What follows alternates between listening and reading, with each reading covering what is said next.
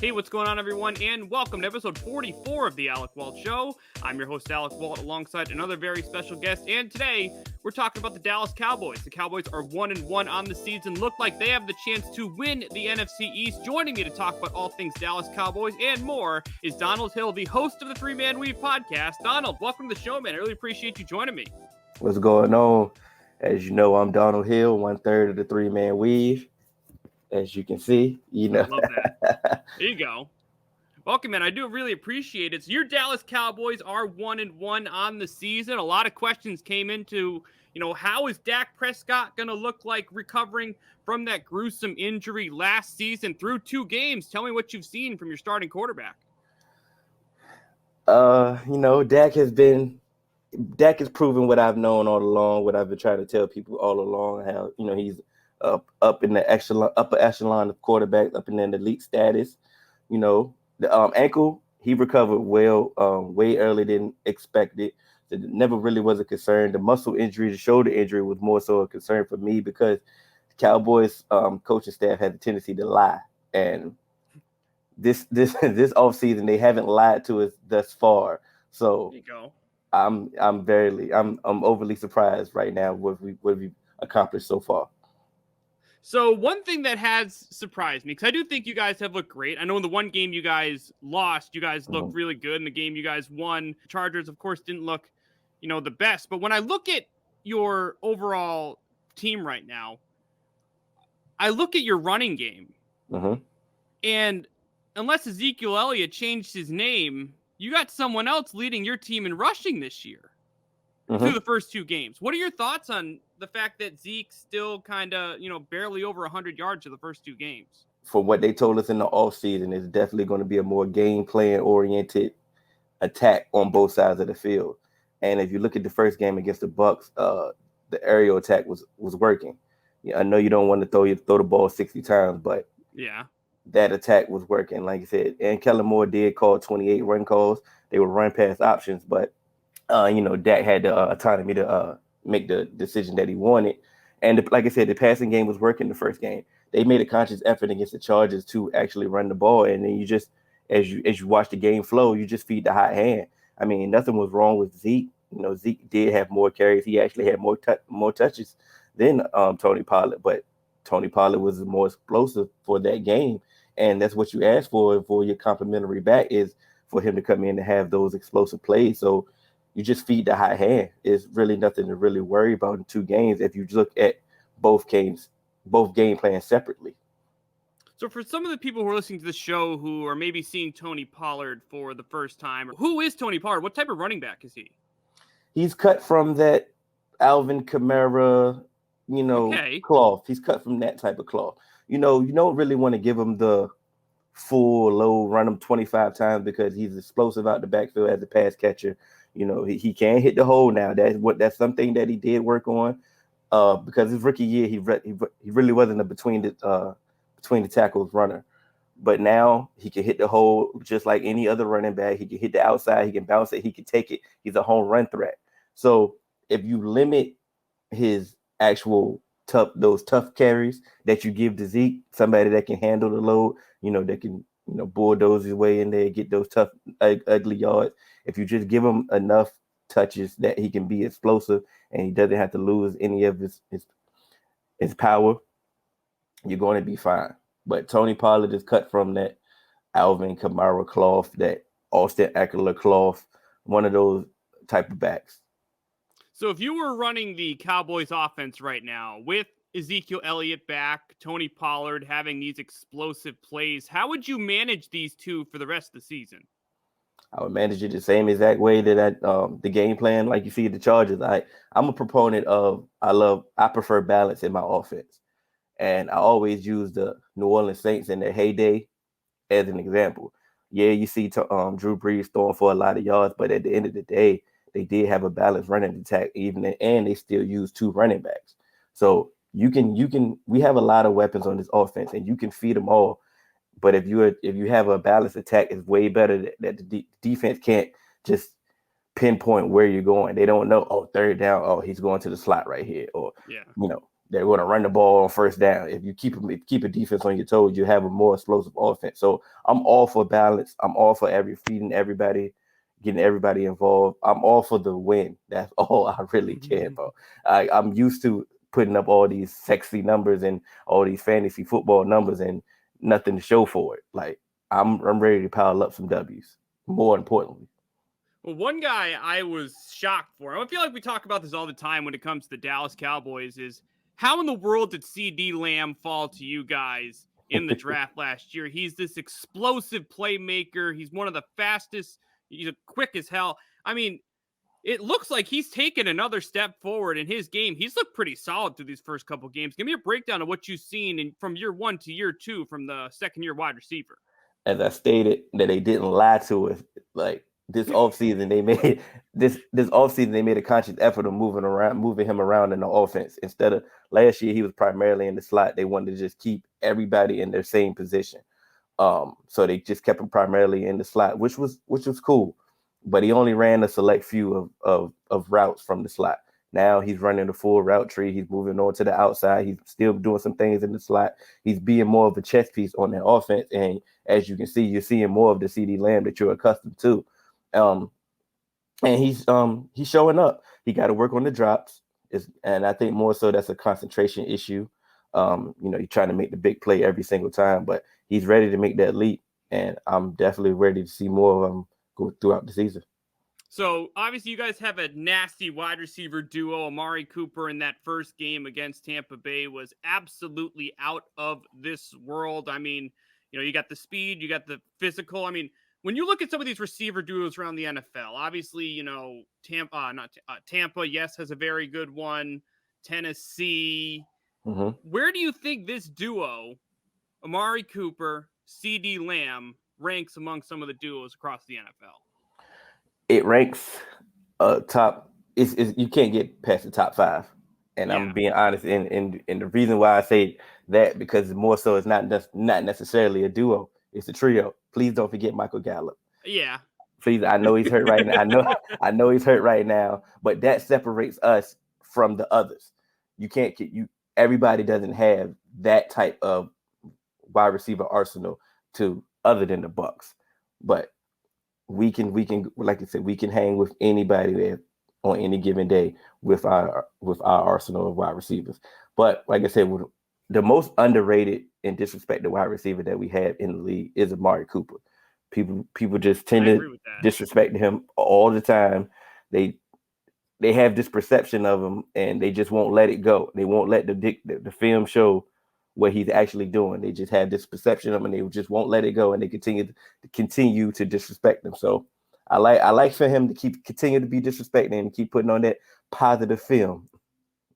Yeah, he's an absolute stud. I mean, when you guys gave him that $100 million contract, of course, when you sign numbers that high, people are going to ask questions. But this dude's an absolute star when he's healthy, and he's definitely showed it through the first couple games here in the season. That duo, man. I know you mentioned trio. We'll see it when it's fully together, but I absolutely love the arsenal Dak Prescott has to work with here with the Dallas Cowboys. So I want to switch to the other side of the football because you guys invested your first round pick this year on the defensive side of the ball. Obviously Micah Parsons didn't play for Penn State last year. I had the same question, how is he going to look early on? You're adjusted from college to the NFL, didn't play, but whatever rust I thought he was going to have is clearly gone because he's looked like a pro in his first 2 games with the Dallas Cowboys. I think the year off is actually beneficial because it's as weird as it sounds, because the motor that he plays with, the motor that he has, like he keeps saying it like, yo, I didn't play last year. I want to get all the snaps. I don't want to be taken out. If you're going to take me out of the line, I could put me at pass rush. I mean, he gets frustrated when he gets taken out, and that's that young, dumb mentality. And that's the fact that he didn't play last year. Like, he's hungry. And that's the breath of fresh air that we actually needed in his defense. Like, you can tell it's a vastly different defense from last year. We had one of the worst defenses I've ever seen in my life last year. And the fact that he came in, he's changing the culture immediately. Like, I'm not saying that we're the best defense ever in life, but you can visually see the difference on this defense already. And it's solely because of him. Yeah. And I mean, one other guy I think that deserves a little bit of credit here. And I remember I messaged you about this. I know you said I may have cursed him a little bit towards the end of that football game against the Chargers. But man, in that week 1 game when Trayvon Diggs was man-to-man to Mike Evans, if you guys had him on your fantasy team or were luckily like me playing against Mike Evans, you were thanking Trayvon Diggs because Evans was almost non-existent. This man's been a very solid man-to-man physical cover corner on the outside for the first 2 games. He's really taken that next step in his sophomore season. Yes, he's and like I said, he's getting better and better. He went through the growing pains as most young corners go through. But that's the beauty of it. We put him in the fire, and he didn't shy away from any of those moments. He wanted to get tested, and he wanted to go through everything. And what I like about his growth now is his competitive nature is allowing him to trust his actual technique. So he's going out there, he's putting his the plan in action of what he's actually worked on. I've seen his off-season work, like obviously his brother Stephon Diggs. His brother puts him through a lot of it's like covering him every day. Yeah, that off-season work that they go through is very real. And like you said, once you get to see the results of the work that you put in, it makes you want to work even more. It makes you want to work even harder. And the fact that like you go against CD every day and practice. You go against Amari every day in practice. You go against Gallup every day in practice. Iron Sharpens Shield. It makes you work harder. It makes you better. So I like the trajectory that he's on right now, and I think it's only going to get better. He had the interception in the first 2 games, and we haven't said that in I don't know how long. Isn't that a record since 75? I think I saw. Yes. Yeah. And the name and the Leroy, since Leroy something, I forgot his last name, but Leroy. Anytime your name is Leroy, it's old. like you say, it's old. Well, one other major change on the defensive side is someone you're not seeing on the field. It's the man on the sidelines, and that's Dan Quinn. He was fired from the Atlanta Falcons, came over as the defensive coordinator of the Dallas Cowboys. Remember, of course, Quinn started with the Seattle Seahawks as a defensive coordinator. They had the Legion of Boom, one of the best defenses in the NFL before he accepted the job with the Atlanta Falcons. How has his presence been a change on this defense? He's an intense, he has physical guys. I mean, it seems like you guys are responding to his coaching very well. Very well, because once again, he hasn't lied to us yet. And it's a theme here. And that is the thing, because I've been lied to a lot. And what he said was, once he got fired, he was able to sit back, look at what he did well and look what he did wrong, and redefine himself and figure out what's the best thing to do. So when they went out there in a game plan that they made a conscious effort for improving the defense. 9 out of 11 draft picks went to the defensive side. Our free agents went to the defensive side. He made a conscious effort of, I need to get bigger, I need to get stronger, I need to get faster. And so now, he also said, like I said, game plan, matchup dependent, I mean.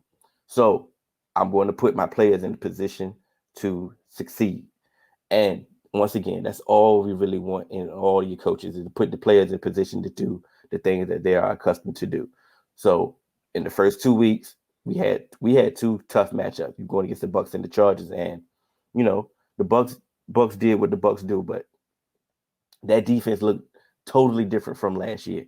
Yeah. And like you said, you go against a young phenom, Justin Herbert last week, caused some turnovers, 2 turnovers. Stopped them a few times. You held them to a significant low amount of points. It's like this change. It makes you believe on what he's saying. So like, okay, you tell us to do this, and we did it, and it worked. I'm going to continue to believe in you. Football is really not as hard as people try to make it. But once they see the results, they continue to try to work on it even more. Yeah. So when watching the Cowboys for the first 2 games, I know it's early. There's plenty of football left here in the regular season, hopefully for your case and beyond. But who is someone who's impressed you for the first 2 weeks that's going to have a much larger role on this team than you originally expected? Another rookie, Osa Odigizua. What is it? Odigizua? Yeah, defensive tackle. Okay. Defensive tackle is a 3rd round pick. and his role was to come in to potentially be a backup to Neville Gallimore. And I'm very hopeful when he comes back to think the defense is going to go to another level.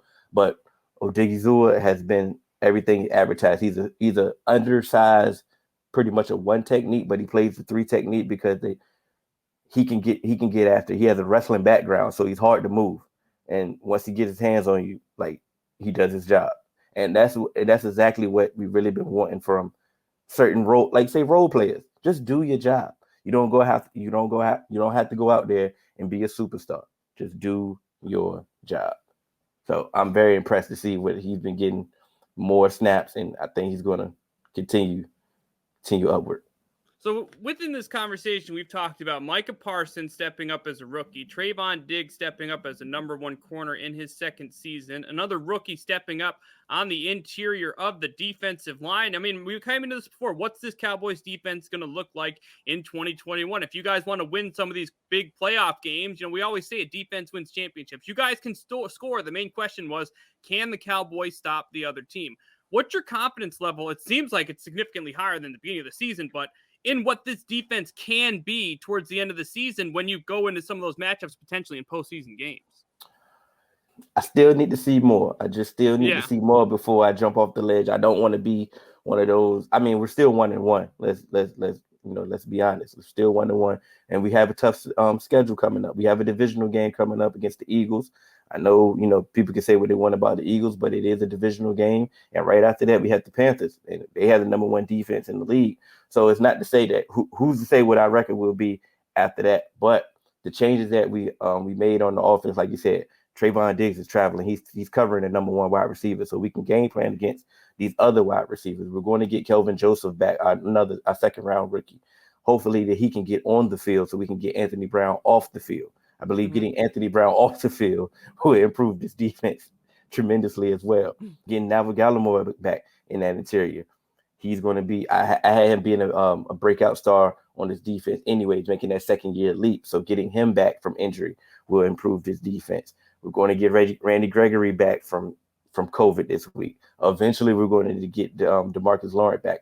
So hopefully we can stop getting COVID to a starter every week and eventually start piling up some consistency on this defense while getting some people back. So like I said, he hasn't shown everything that he wants to do. Once again, it's more matchup based defense. So some games LVE may play more. Some games Keanu Neal may play more. Some games Jalen Smith may play more. Some games, we may see different players. We may see Malik Hooker in this game more than Donovan Wilson. We may see more Jaron Kearse, over Kazee. Maybe just different combinations that we may see because it's more matchup based. So, like I said, the trajectory is up for right now. But like I said, just become average. I just want you to be league average. When you were the worst defense in the league last year, being league average is a tremendous leap. Yeah. So you mentioned that division matchups coming here. My final question for you, man. NFL is always, it's not who you play, it's when you're playing them. Mm-hmm. Through the first 2 weeks of the season, Philly destroyed the Falcons and then barely put up any numbers against the 49ers. So again, you don't exactly know which version of the Eagles you are getting in this week 3 matchup, but just project this matchup between what you've seen from these two teams in the first 2 weeks. We know they're going to come out to play against the Cowboys. Every division opponent comes out to play against, their division opponent, but it's Monday night. So it's going to be a little hype, a little more sauce to this one. What they shown in the first game against the Atlanta Falcons, that Atlanta Falcons is not any good, but they took it to them. They had a little short pass. They went to the short passing game. They got their playmakers the ball early and let the playmakers do what they do. Against the 49ers, that's not what the 49ers they're not accustomed to that. They let you, they take away the big play pretty much. So they tried to go deep a lot against the 49ers, which was totally different from what they did against the Falcons. So it was totally two different offensive game plans, and you can see one didn't work. So I'm not sure if they're going to go back to the short passing game against the Cowboys, or they're going to try to get more involved with the running game, just really test our run defense, because our run defense really hasn't been consistently tested. It looks better, but has it really been tested? So I want to see that where they're going to attack us where they deem us to be weak. So, Donald, before I let you go, man, how can our listeners keep in touch with you on social media and listen to the 3-Man Weave podcast? You can catch us on all major podcast platforms, 3-Man Weave, Instagram, Twitter, 3-Man Weave _. We're also on Twitch and TikTok, 3-Man Weave _. If you want to email us, you can email us at podcast.3.man.weave@gmail.com. I'm Hill, 1/3 of the 3-Man Weave. Awesome. Well, Donald, thank you very much for taking the time out of your day to join me here on the Alec Walt Show. Man, I appreciate it. All right, well, that's me for this episode of the Alec Walt Show. I'm Alec Walt alongside Donald Hill. What do you think of the Dallas Cowboys in 2021? What have you seen from the Cowboys through the first 2 weeks of the regular season? Feel free to comment that below. Also, don't forget to like this video and subscribe to Down the Block Sports for more of my exclusive content. Thank you, everyone, for tuning in, and we will see you very soon.